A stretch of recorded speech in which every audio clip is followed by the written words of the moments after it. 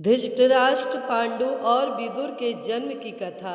हस्तिनापुर नरेश शांतनु और रानी सत्यवती के चित्रांगद और विचित्रवीर नामक दो पुत्र हुए। शांतनु का स्वर्गवास चित्रांगद और विचित्रवीर के बाल्यकाल में ही हो गया था, इसलिए उनका पालन पोषण भीष्म ने किया। भीष्म ने चित्रांगद के बड़े होने पर उन्हें राजगद्दी पे बिठा दिया, लेकिन कुछ ही काल में गंधर्वों से युद्ध करते हुए चित्रांगद मारा गया। इस पर भीष्म ने उनके अनुज विचित्रवीर को राज्य सौंप दिया। अब भीष्म को विचित्रवीर के विवाह की चिंता हुई। उन्हीं दिनों काशीराज की 3 कन्याओं अम्बा, अंबिका और अम्बालिका का स्वयंवर होने वाला था। उनके स्वयंवर में जाकर अकेले ही भीष्म ने वहां आए समस्त राजाओं को परास्त कर दिया और तीनों कन्याओं का हरण करके हस्तिनापुर ले आए। बड़ी कन्या अम्बा ने भीष्म को बताया कि वह अपना तन मन राज साल्व को अर्पित कर चुकी है। उसकी बात सुनकर भीष्म ने उसे राजा साल्व के पास भिजवा दिया और अंबिका और अम्बालिका का विवाह विचित्रवीर के साथ करवा दिया। राजा साल्व ने अम्बा को ग्रहण नहीं किया, अतः वह हस्तिनापुर लौटकर आ गई और भीष्म से बोली, हे यार, आप मुझे हर कर लाए हैं, अतएव आप मुझसे विवाह करें। किंतु भीष्म ने अपनी प्रतिज्ञा के कारण उसके अनुरोध को स्वीकार नहीं किया।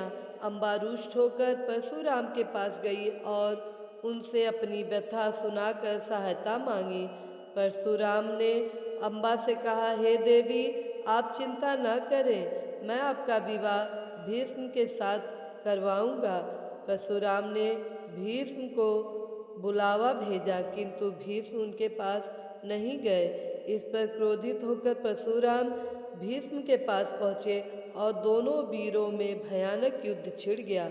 दोनों ही अभूतपूर्व योद्धा थे, इसलिए हार जीत का फैसला नहीं हो सका। आखिर देवताओं ने हस्तक्षेप करके इस युद्ध को बंद करवा दिया। अम्बा निराश होकर वन में तपस्या करने चली गई। विचित्रवीर अपनी दोनों रानियों के साथ भोग विलास में रत हो गए, किंतु दोनों ही रानियों से उनकी कोई संतान नहीं हुई और वह क्षय रोग से पीड़ित होकर मृत्यु को प्राप्त हो गए। अब कुल नाश होने के भय से माता सत्यवती ने एक दिन भीष्म से कहा, पुत्र, इस वंश को नष्ट होने से बचाने के लिए मेरी आज्ञा है कि तुम इन दोनों रानियों से पुत्र उत्पन्न करो। माता की बात सुनकर भीष्म ने कहा, माता, मैं अपनी प्रतिज्ञा किसी भी स्थिति में भंग नहीं कर सकता। यह सुनकर माता सत्यवती को अत्यंत दुख हुआ। तब उन्हें अपने ज्येष्ठ पुत्र वेदव्यास का स्मरण किया। स्मरण करते ही वेदव्यास वहां उपस्थित हो गए। सत्यवती उन्हें देखकर बोली, हे पुत्र, तुम्हारे सभी भाई निसंतान ही स्वर्गवासी हो गए, अतः मेरे वंश को नाश होने से बचाने के लिए मैं तुम्हें आज्ञा देती हूँ कि तुम नियोग विधि से उनकी पत्नियों से संतान उत्पन्न करो। वेदव्यास उनकी आज्ञा मानकर बोले, माता, आप उन दोनों रानियों से कह दीजिए कि वह मेरे सामने से निर्वस्त्र होकर गुजरे, जिससे कि उनको गर्भधारण होगा। सबसे पहले बड़ी रानी अंबिका और फिर छोटी रानी अम्बालिका गईं, पर अंबिका ने उनके तेज से डर कर अपने नेत्र बंद कर लिए, जबकि अम्बालिका वेदव्यास को देखकर भय से पीली पड़ गई। वेदव्यास लौटकर माता से बोले, माता, अंबिका का बड़ा तेजस्वी पुत्र होगा, किंतु नेत्र बंद करने के दोष के कारण वह अंधा होगा, जबकि अम्बालिका के गर्भ से पांडु रोग से ग्रसित पुत्र पैदा होगा। यह जानकर इससे माता सत्यवती ने बड़ी रानी अंबिका को पुनः वेद व्यास के पास जाने का आदेश दिया। इस बार बड़ी रानी ने स्वयं न जाकर अपनी दासी को वेद व्यास के पास भेज दिया। दासी बिना किसी संकोच के वेद व्यास के सामने से गुजरी।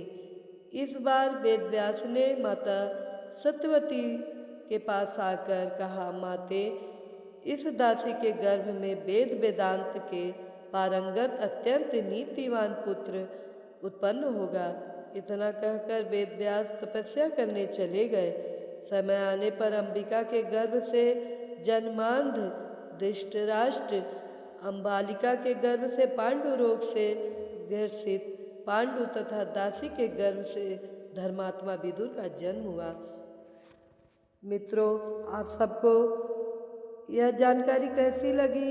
अगर पसंद आई हो तो लाइक कीजिएगा, कमेंट कीजिएगा, ज़्यादा से ज़्यादा शेयर कीजिएगा और हमारे चैनल को सब्सक्राइब कीजिएगा। साथ में बेल आइकन बटन को प्रेस कीजिएगा ताकि हमारे नए कहानियों का नोटिफिकेशन आप तक सबसे पहले पहुँचे। धन्यवाद।